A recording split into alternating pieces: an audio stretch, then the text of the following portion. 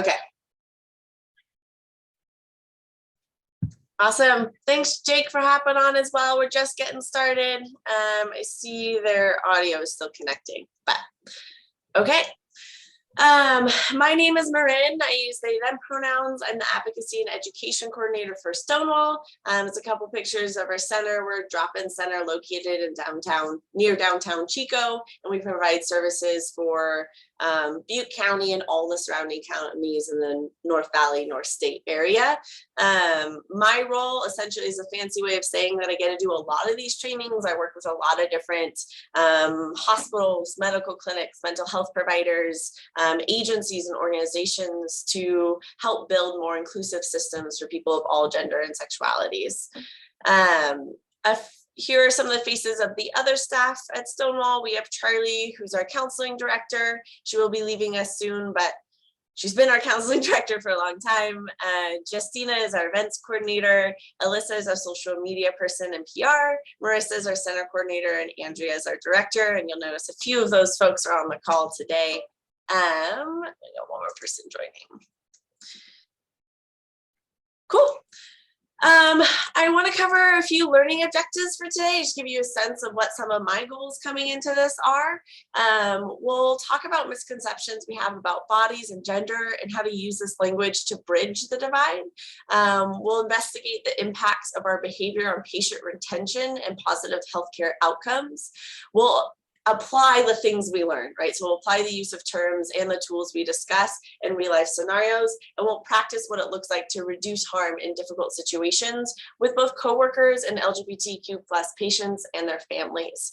And again, like I said at the very beginning, I love questions. This training is meant to be helpful for you all. So feel free really to interrupt, unmute, ask a question, put something in the chat box. If you want to ask something privately, you're welcome to private message me, and I'll ask the question out to the group as if, without revealing who asked it. So continuing from here, this is kind of that recap piece. I just want to make sure we have familiar language. By a raise of visual hands, can folks tell me how many folks have seen the gender unicorn before? Okay, I'm seeing one hand. Two hands. Okay, I'm going to very briefly just go over this tool. So the gender unicorn is a tool to describe the difference between these terms. It's not an LGBTQ unicorn.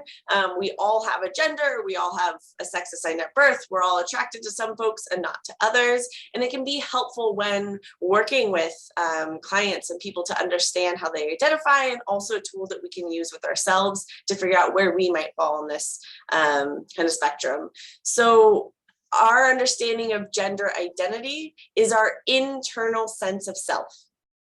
You're your own expert, and I'm going to tell you what your gender identity is. But when I say gender, I'm talking about your internal sense of self. Someone can fall on one, two, or all three of these lines to any extent. For example, maybe someone identifies all the way at infinity as a woman and does not feel like they have any masculinity and does not feel trans or gender nonconforming. Or maybe someone identifies as having some femininity, some masculinity, and sometimes they like messing with people's expectations of their gender and feel gender nonconforming.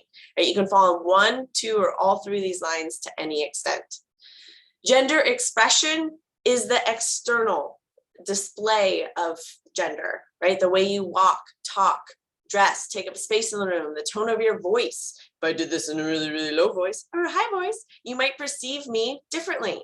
Sometimes those decisions are intentional and conscious. Sometimes it's subconscious. We constantly make decisions about what parts of ourselves we want to show to one another. Sometimes we might feel really, really comfortable dressing really feminine in some spaces. And then maybe walking down the street, we don't feel as comfortable dressing that way. We can change our gender expression. Maybe we notice we get listened to better or treated differently when we show and present differently. Those questions of comfort and safety are particularly heightened for the LGBTQ community. It's not always safe. Just show who you know yourself to be, right? People get attacked, lose jobs, lose housing. The reason I'm emphasizing all that is that sometimes our gender expression, that outward presentation, matches our gender identity, that internal sense of self, and sometimes it doesn't match. Therefore, just because you can see how someone walks, talks, dresses, takes up space in the room, doesn't mean you inherently know for sure what their gender identity is. It takes that extra question. Sex assigned at birth. This is the label a doctor gives you when you're born. Nothing more, nothing less. I'm not using a lot of value terms here. It's a label that everyone has, and just being very specific about that and about that question. Physical attraction and emotional attraction make up who we want to be with. We have them separated because they're just different types of attraction. Sometimes we're really physically attracted and want to hook up with people that we have no romantic or emotional interest in. And vice versa. Sometimes we are drawn to certain people or build emotional intimacy, connection, support with people we have no interest in being physical with, right? We can have love and connection with friends, with platonic people in our life, and we can have physical attraction without having that emotional. Sometimes they overlap, sometimes they don't, but that's kind of how we talk about those different terms. Questions on this? I went through this much faster than normal just because it's a little bit of a recap, but are there questions on this piece? And those who are just hopping on, thank you so much for joining. Long story short, you can ask questions at any point. We're just kind of in a review part of the training, and then we'll dive into some of the scenario work. Continuing some of that review, I just want to make sure we have similar terms to use when we get to the scenarios. So going to use the group here. This first term describes when your gender identity matches your sex assigned at birth. Who you know yourself to be matches what people thought when you were born. Anyone know a term that describes this? Cisgender. Absolutely, cisgender. That root cis means aligns. So one example of a cisgender person would be someone who is born, labeled male. That person grows up, gets to know himself, feels like a boy, feels like a man, feels like that fits and aligns. That would be an example of a cisgender man, cis person. How about a term that describes when your gender identity differs from your sex assigned at birth? Who you know yourself to be does not match what people thought when you were born. And Madison, you can't answer this one. Anyone know a term that describes this? Not cisgender, but? Transgender? Absolutely, transgender. Going back to that root, trans means does not align. If you think about other places, you see that root, transcontinental, moves across the continent, a gender that moves. An example of that might be someone who is born labeled male. That person grows up, gets to know themselves, feels non-binary, gender fluid, queer, like a woman. Those would all be examples of a person who is labeled one thing and whose gender identity has moved from that original label. We use that term in the most inclusive sense to include anyone whose gender identity has changed from what people thought when they were born. Okay, this term is a little bit difficult. It can be used to refer to individual people or groups who identify outside of heterosexual, so not as straight, or not as cisgender. This term could be being used to talk about sexuality. The term could be being used to talk about gender, or it could be being used to talk about both, and it's meant to be expansive. Anyone know of a term that has that really broad definition? Could be used to describe the whole community. It used to be paired with violence and known as a derogatory term. Any guesses on what term this might be defining? Gender Well, Very close. What was the second answer? gay. Also close. So genderqueer and gay are getting close, but both of those, gay often talks just about sexuality, and genderqueer would be just talking about gender. There's a term we've heard and we use that can be used to refer to either, right? So if I line up Non-binary? 5 queer people in the room, One person might be using it to talk about their sexuality. They might say, I'm queer because I like hooking up with people of the same gender, or I'm queer because I like hooking up with people of all genders. Someone else might be using the term queer to talk about their gender. They might say, I'm queer because I'm trans, or I'm queer because I'm non-binary, or gender fluid, or genderqueer, like the term you use. You know, someone else might be using it to say they're polyamorous and date more than one person at once. It's a really expansive term, and it's meant to be that way, right? It's meant to not complete everyone's story, right? It leaves space to be who you are within that term. There's been a lot of activism within the LGBTQ community to kind of take that term back from violence, to say, you know, yes, I am queer and I feel great about it. There are still people in the LGBTQ community who feel uncomfortable with this term. Everyone's entitled to use a label that feels good for themselves. So, you know, that kind of brings up the question, how do I know if I can use the term queer? With this label and all labels, you're going to let someone label themselves first and then mirror that language back to them. Okay, last two terms. This term refers to a linguistic tool used to refer to someone in the third person or show possession.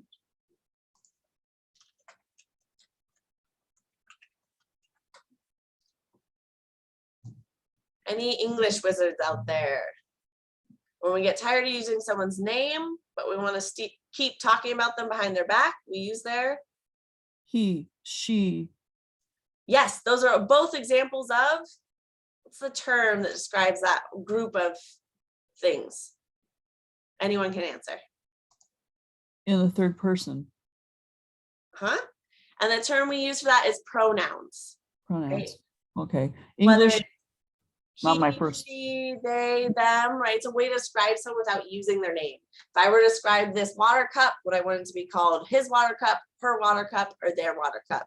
It either shows possession or talks about someone in the third person. Everybody has pronouns, even if we've never described or talked about them before. And we'll go into a little bit more how to ask that, how to navigate those conversations. But pronouns are not a dirty word. They're something we use every day, all the time, often subconsciously, and sometimes it takes a lot of intention. Okay, what do we call it when we get someone's gender wrong? Oops. An oops, yes. Anyone heard? Misgender. Yes, Ethan, you're correct. Misgendering. Think about that root. Mistake, misstep means wrong gender. What do we do when we get someone's gender wrong? We apologize, correct ourselves, and move on. It is not the end of the world, but it is important to acknowledge and correct. That correction piece, even if the interaction's over and you're just doing it in your head, literally changes your brain, right? The more that you practice a habit, the easier it gets over time. We all learn at different paces, but the way we learn is through repetition and practice, right? So even if you're just repeating a sentence in your head 5 times to someone's correct pronouns, it's going to get easier each time you practice. And the more that you struggle with correct pronouns, the more practice helps. Okay. Now that we have some familiar terms, I want to just kind of recap some of the why of this work. If you've attended any of my previous trainings, you've seen some of these statistics before, but I want to kind of really emphasize why we're talking about this, why we offer trainings on this work. So there's a study done by the American Academy of Pediatrics that looked at youth ages 11 through 19 over the course of 3 years, and they asked these youth, have you attempted suicide? They divided the results based on gender. They found that 9.8%, almost 10% of boys had attempted suicide by age 19. Even higher, 17.6% of girls had attempted suicide by age 19. 29.9%, nearly 1 in 3 trans girls had attempted suicide by age 19. 41.8%, almost half of non-binary kids had attempted suicide by age 19. And the highest rate, 50.8%, more than 1 in 2 trans boys had attempted suicide by age 19. These are devastating numbers, They're realistic for our area, and honestly, they're low estimates. They do not include people who did die by suicide. They do not include people who weren't out with their gender at the time of the survey. I want to immediately pair this information with saying there is absolutely nothing automatic about being trans and being suicidal. There's nothing natural or inherent about being LGBTQ and being suicidal. Being trans in a transphobic society or being LGBTQ in a homophobic society where we see more moments of violence with less informed, supportive resources to turn to, that's where these disparities come from. The disparities aren't reflective of the individual, but reflective of the society they're moving through. So our work becomes flipping those arrows, decreasing the instances of violence and increasing the number of safe, supportive, informed resources and people to turn to. Along those lines, there's another study done by the University of Texas, Austin, that looks specifically at trans youth, age 15 to 21, and looked to see if they could use their correct name and pronouns all throughout their life. If that trans person could use their correct name and pronouns at school, at home, at work, with friends, they found a 65% decrease in suicidal attempts. That overcut in half those numbers we just saw. And if even just one space of someone's life, maybe just at home or just at school or just at work, that trans person can use their correct name and pronouns, there is still a 29% decrease in suicidal ideation. When we talk about the why of behavioral change, there's lives at stake, right? The way we talk to, the language we use, and the way we interact with one another has a real impact on one's mental health and physical health. When I talk about some of the shift, I like to also talk about the golden rule. Most of us grew up being told, treat others how you want to be treated. I want to challenge and expand that a little bit more and say, treat others how they want to be treated, even if it doesn't match what you need or what you understand. Oftentimes, what our needs are for self-care, for joy, for respect, for safety, look different person to person, right? So if someone's standing in front of you saying, this is what I need to feel safe here, great, right? Even if it's not what you need to feel safe, meet them where they're at. And the hope down the road is that when you have needs that someone else doesn't relate to, they can also meet you where you're at, right? And so it's treating others how they want to be treated. Diving into some of those statistics a little bit more, and we're going to look a little bit at some healthcare experiences. These are all from the US Transgender Survey. It's the largest survey ever done in the US looking at trans folks. The most recent one is from 2015. They're about to release a 2022 US Transgender Survey that for people to take. So stay tuned for that. If you know any trans folks or work with trans people, it's a really helpful survey because there's not a lot of studies done about trans experiences in the US. So in this survey, they found that nearly 1/3 of trans people have experienced homelessness at some point in their lives. They found that when trans people did decide to stay in homeless shelters, 70%, 7 out of 10 trans people reported harassment, sexual or physical assault, or were kicked out or denied from services. They found that 1 in 12, about 8% of trans people were kicked out of their houses because of their gender identity. So when they came out to their family or housemates, they were kicked out. Nearly half of trans people were sexually assaulted at some point in their life, and 1 in 10 had been physically attacked in the past year from when they took the survey. 26% of trans people who held a job during that year the survey was done reported being fired, being denied a promotion, or not being hired for a job they applied for because of their gender identity.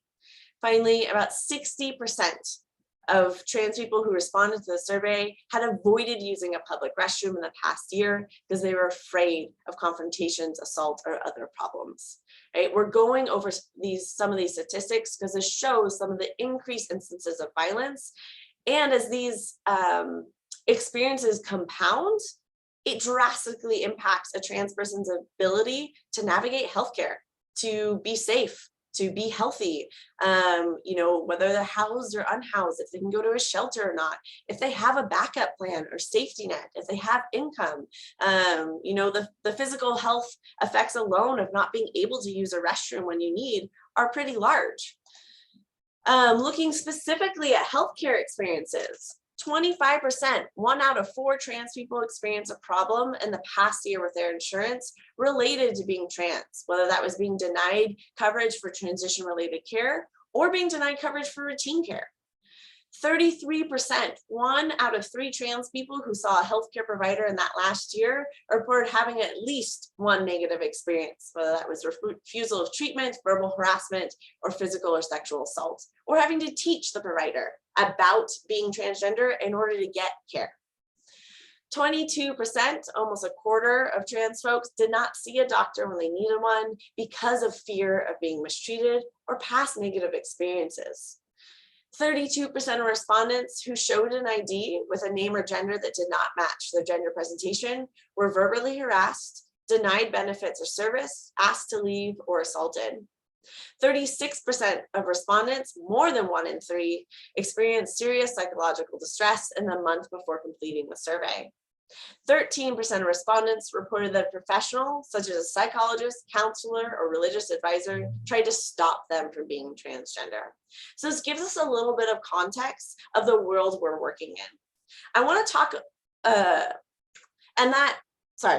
of the world we're working in, and when we look at why is this work not extra, right? I sometimes hear from different folks working in any field, whether it's medical field, mental health field, being a teacher, right?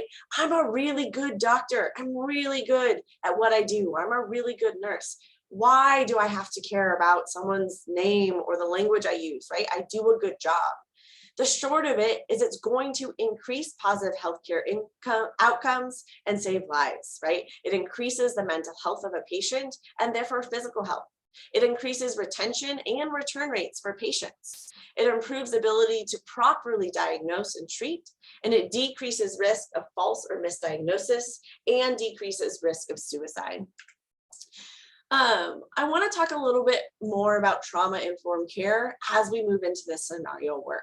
The goal is to take a trauma-informed approach, which means learning about some of the trauma that specific community experiences, which is a lot of the statistics we just covered, and understanding, anticipating, and responding to the issues, expectations, and special needs that a person who has been victimized may have in a particular setting or service.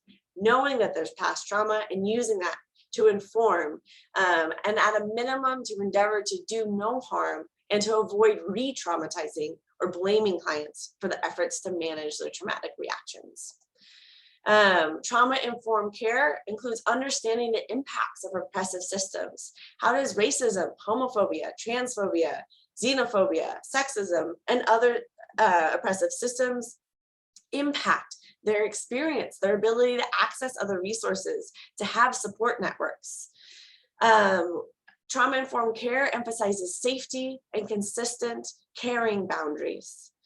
Trauma-informed care provides as many opportunities as possible for a client or patient to rebuild control, right? Trauma often happens when we lose control or agency over our body, our lives, or our choices. So providing every opportunity for that person to regain control. Trauma-informed care takes a strengths-based approach of focusing on the strengths the client has, moving away from questions like, what is wrong with you, towards what happened to you, right? Moving away from, you need to stop doing that, and towards, what can I do to support you right now? I'm here to help, right? Instead of blaming the client, learning with the client about what they need, what happened, how can they support? Even with that statistic around the percentage of trans folks who didn't see a doctor when they needed, sometimes when they finally do go see a doctor, that first question can be blame, right? How could you have waited this long? How could you let it get that bad? That's not going to increase that patient's ability or interest in staying there. It's going to increase their shame and inability to think and function in that moment, right? How do we move away from blame and into a supportive mindset?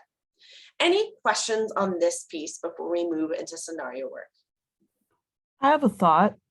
Yeah. About 25% of our population as humans is being sensitive. I wonder how many people of our community that are trans or I'm sorry if I don't have all the language, but okay, I'm trying. And I wonder if they're also what they call a sensitive human being. We're genetically made that way. We're sensitive to food, we're sensitive to people, we're sensitive to sunlight. And I wonder how many of our transgender folks are that. So that's another thing to look at when you're looking at who they are and what they do and how they perceive things. Yeah, I think within that, like you're saying, every single person in the world is sensitive and has needs. Today, we're looking specifically at some of the specific needs of the trans community, but absolutely people within or out of that community also have likely experienced trauma, also want opportunities to regain control. A lot of these principles can be applied to every single patient, regardless of identity, and improve positive healthcare outcomes, regardless of identity. So this first situation I want us to look at, in this first scenario, you have a new patient you're doing intake for. This is the first time you're meeting this person. You don't know their identity. You have to ask for their insurance, legal, and SOGI, which stands for sexual orientation and gender identity information, to create their client profile. How do you plan to ask for this information? Thoughts around here? Essentially, you're doing a client intake. How might you begin? And this is for any patient.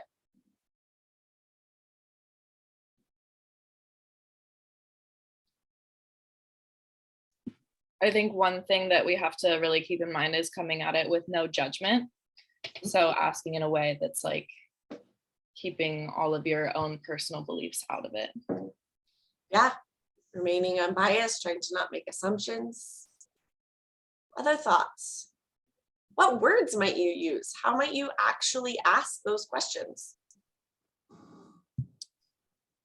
You could start by asking what kind of pronouns they like to use, letting them know that we have like a standard set of questions that we need to ask to get that introduction going. Yeah, letting them know what's coming, letting them know the questions you're required to ask, and that some of those might be sensitive, but this is what you're working with, right? I like that kind of level of transparency, of leveling with the person. And again, you never know if someone's trans or not. And so approaching every client intake with some of that openness of, what are your pronouns? How do you identify? Or these are the questions I need to go through. Some of them are sensitive. I'm gonna, let me know if there's better ways that I can ask you some of these things. Other ideas? Any other thoughts here? Those are good answers so far.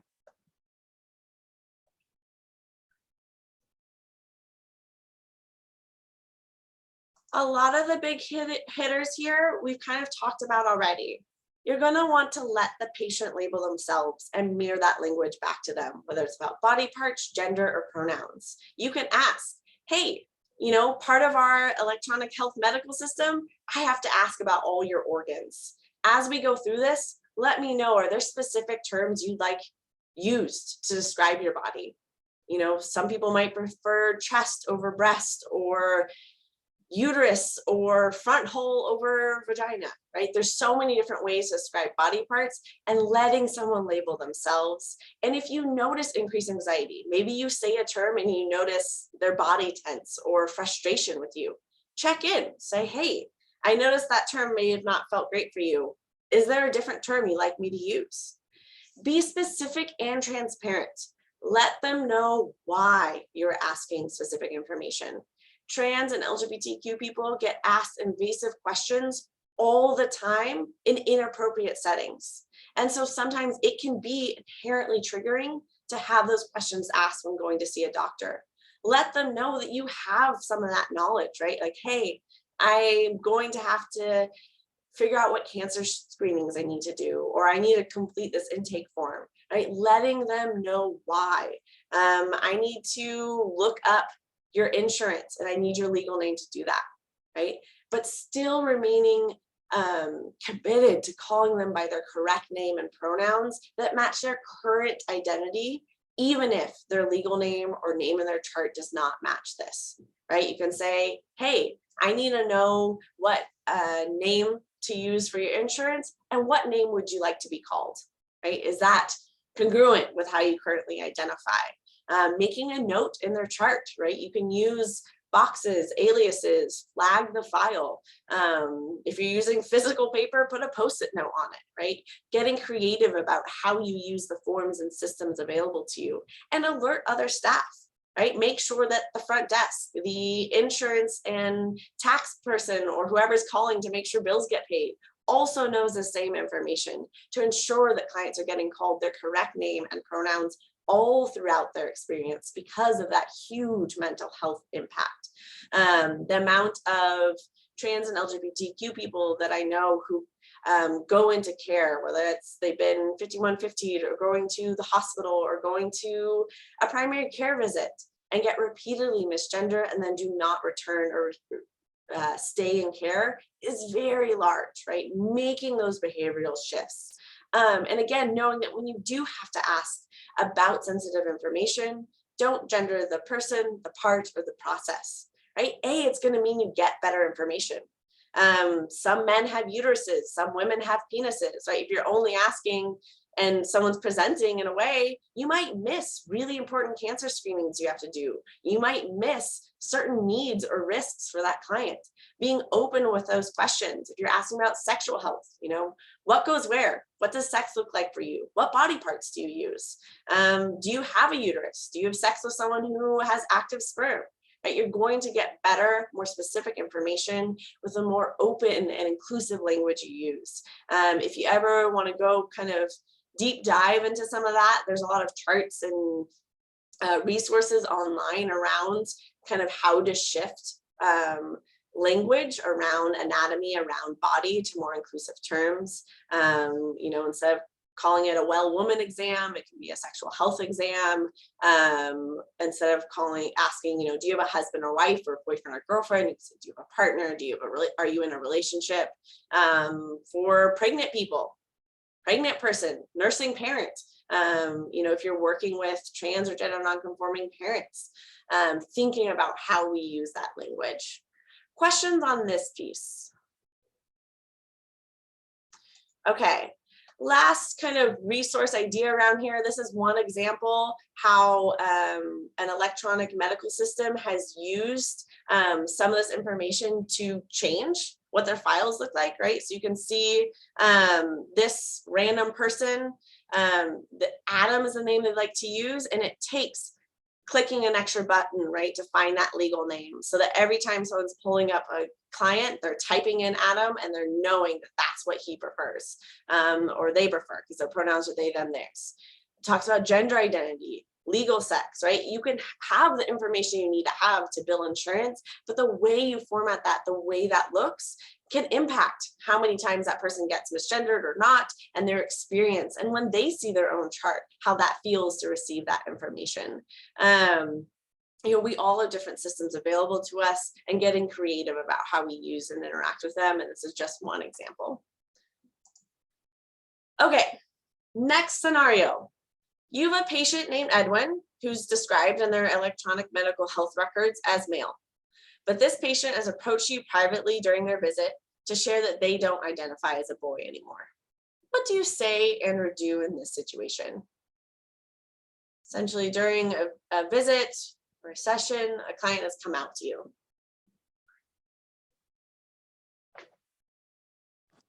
You can ask if they feel comfortable sharing that or expressing that with everyday life or just other areas they'd have to have some kind of expression.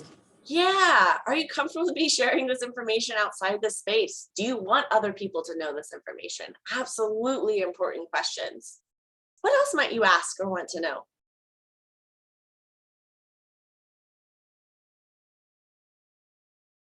Edwin's standing in front of you. What is the first thing you might say to Edwin? Maybe thanking them for sharing that information, and then asking how they do identify. Yeah, thank you for sharing this with me. That is a huge sign of vulnerability and trust, right? Honoring the weight of that information and affirming, right? Thank you for sharing this with me. Do you want to talk about this more?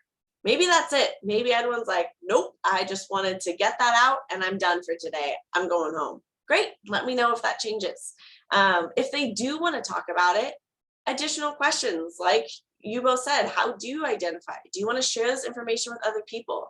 Any other questions you might try and figure out or get to know about Edwin if they do want to talk?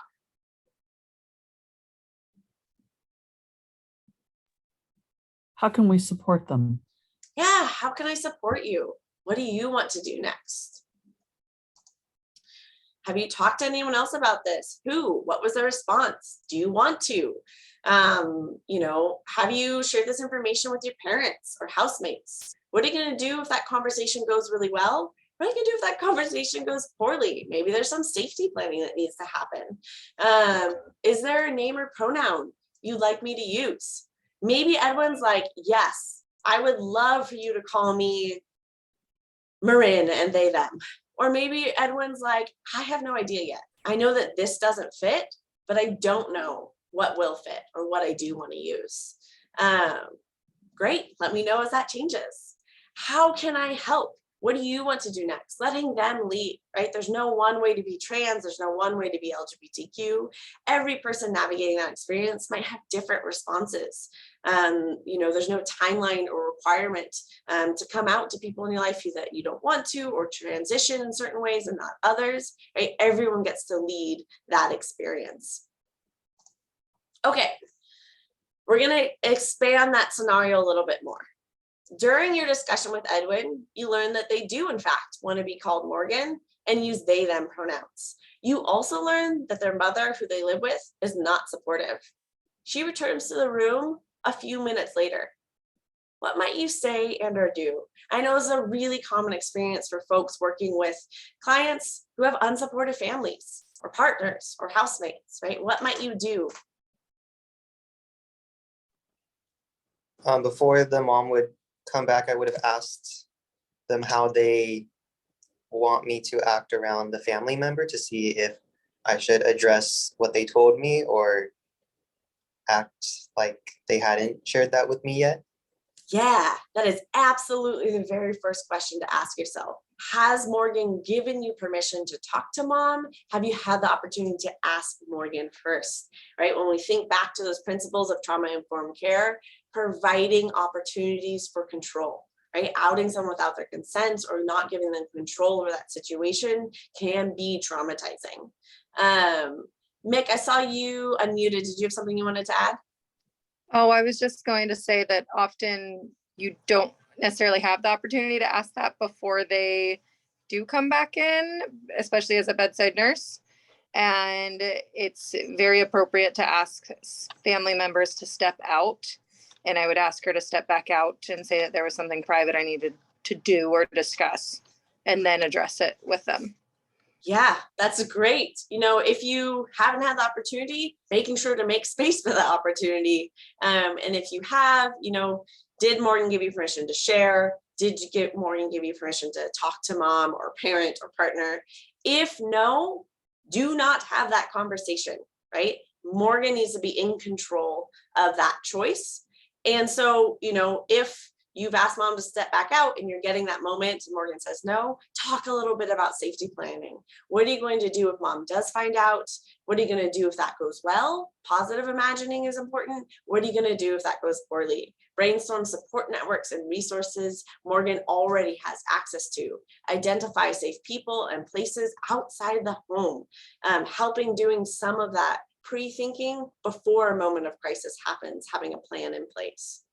Assure Morgan that their experience is valid, no matter how their family responds, right? So often I get asked by youth and different people, how do I make my mom support me? How do I make my family understand that being trans is valid, or that I'm okay, or that they should love me, right? It's not always going to be in our control that the people that are closest to us support us, but there are other people like them out there and other resources available, and trying to build those networks with them. If Morgan says yes, right, I would love for you to talk to my parent about this. That would be amazing. Have that conversation privately first, right? Say, great, I'm going to actually step out with your mom or parent or partner and talk with them privately, right? Letting that parent have the opportunity to have reaction, to process fear, anger, emotion outside of the kid, right? Not having that first conversation be in front of the kid. Open the conversation gently, hey, I was just doing intake with your kid and they shared with me that they don't identify as a boy. How's that feeling for you, right? Let me know how I can support you and your family. Listening through what mom is saying or parent towards some of those underlying fears, even if they're coming out as anger, as grief, as sadness, right? A lot of parents have 3 huge fears for their kids.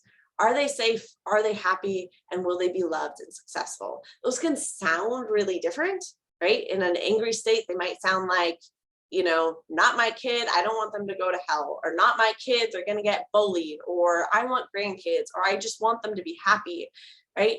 Those are really underlying ways of saying, hey, I'm hearing you're really concerned about your kid's safety. Let's look at, how we might get there. Even if this isn't something that you fully support or understand, are there ways that you can stay a part of the conversation and keep that communication open so you can know what's happening in your kid's life, so you can know if something's going wrong, right? The more supported your kid feels, the more confident relationships they'll build, the more resiliency they'll have to deal with harm. Not villainizing or shaming or judging that parent, offering other perspectives and resources, offering support. Parents have often a lot attached to the stories around their kids' gender or sexuality, and providing opportunities for that grief and processing, and supporting the kid, right, separately, right? Those might be different types of support. And your role of providers, whether it's in medical care, mental health care, at a school campus, is really prioritizing that kid's safety and that kid's experience. And, if there are people you have access to, or it can be your role to also support that parent, that can help with that change, and knowing that it will not all happen in one conversation. Any other ideas around this? Times you've experienced this and it went well or went poorly? Tips or suggestions for the rest of the group? Any other ideas here? I have 2 children. They both identify as female. My oldest daughter is in her 30s now, and she is a teacher. And I think I don't know what it means. I don't know the label for it, but she's not a person who dates one person at a time. Mm-hmm. And she dates multiple people. I mean, women and men. Mm-hmm. So when she came out to me when she was 14, I already suspected that she was probably gay or maybe transgender. Mm-hmm. And it was hard. And I remember she tried to kill herself. Both of my kids tried to kill themselves over gender issues. And it was because we live in an area where homophobia is huge. And it's gotten better, I think, but living on the mountain here, no room for that. I mean, my kids got tortured almost by the comments that were made to them. Yeah, that sounds really, really difficult. And, Yep. With those statistics we went over at the beginning, right? Increased violence, decreased supportive resources, right? Not having spaces to breathe, to let the anxiety or cortisol go out of your body, to feel supported or seen, can have a huge impact on mental health and changing the way some of that looks. Absolutely. Any other last comments or pieces on this scenario?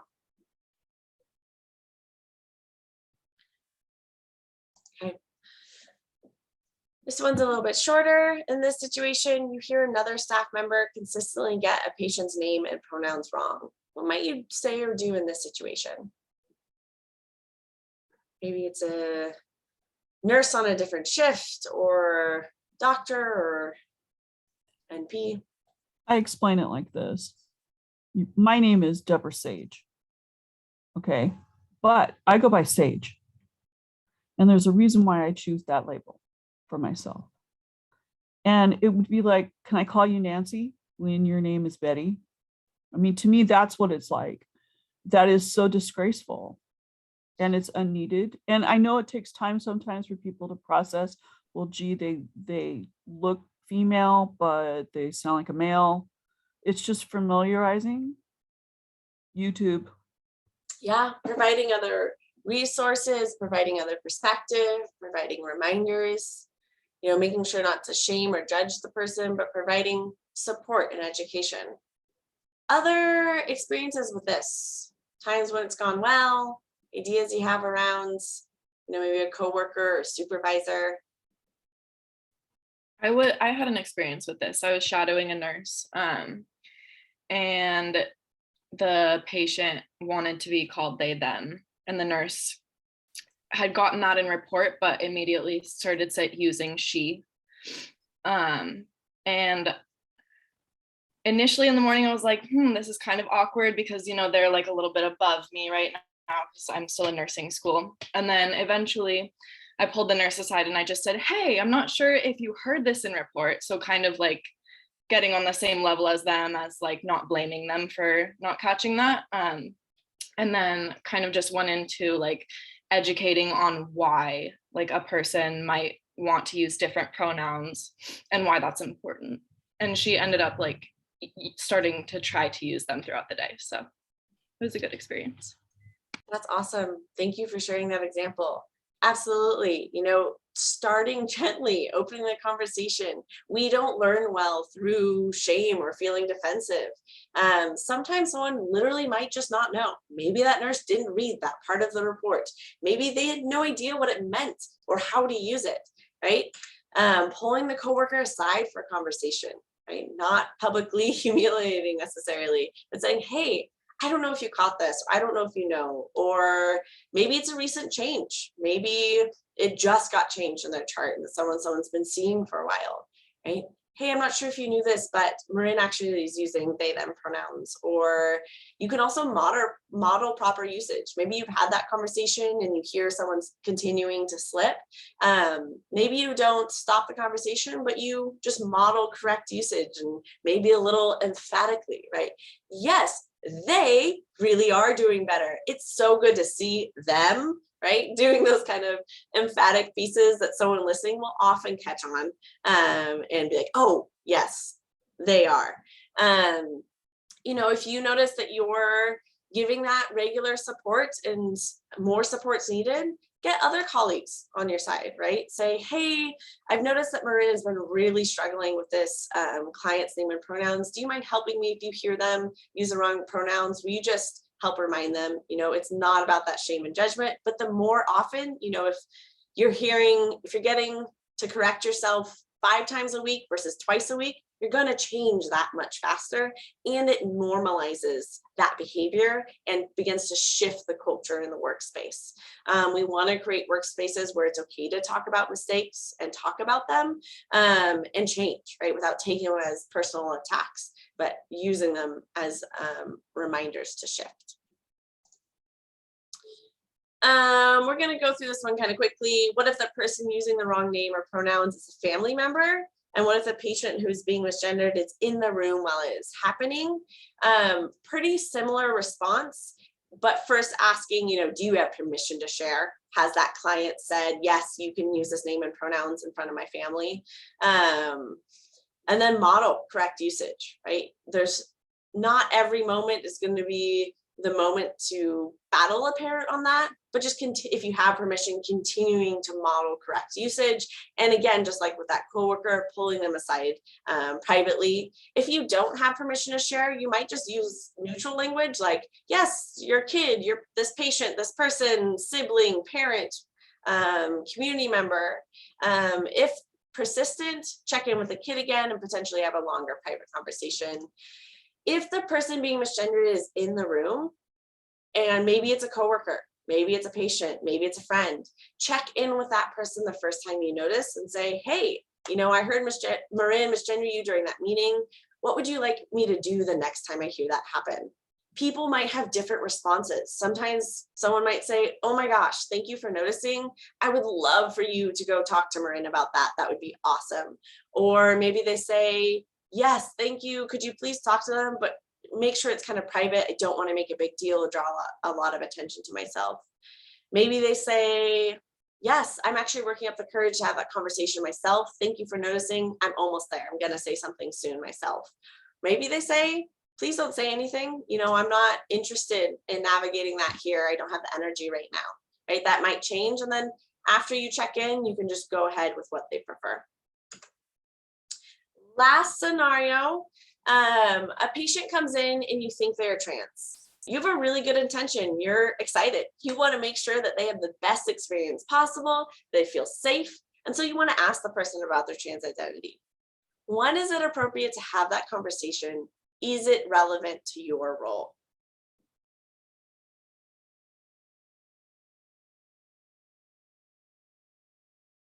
Because we're short on time, the biggest answer to this is it your role, right? Is it relevant to the care you want to give? Is it going to change what you do for that person? The goal in our policies in our workplaces is to create as many universal policies so that you don't have to guess when someone's trans, right? If you're asking every single patient, what is your name? What pronouns do you use? How do you identify? You're never guessing and only asking the people you think look trans for their gender pronouns, right? The more universal policies you have, the less guesswork you have to do. And if it is relevant to specific care or resource that you want to offer, ask for privacy and consent, but make sure it's not just curiosity and that it's actually relevant to your role. Saying, hey, you know, I know of a really great resource and I was curious to learn a little bit more about your identities. Or I want to refer you into an inpatient and we got to figure out where to house you. Here are the options available. Where would you like to be housed? Giving them the agency and being transparent.